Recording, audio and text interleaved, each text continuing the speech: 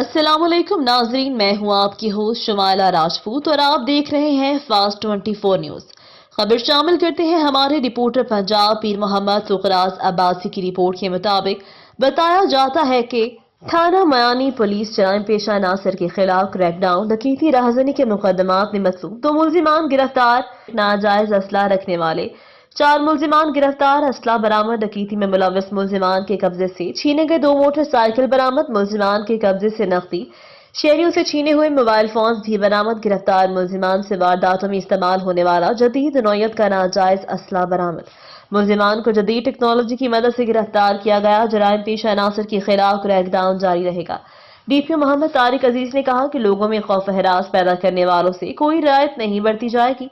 अच्छी कार्रवाई करने पर एसएच थाना मयानी और उनकी टीम को शाबाश दी। ये थी हमारी आज की खबर। मजीद ऐसी खबरें देखने के लिए देखते रहें हमारा चैनल फास्ट 24 न्यूज।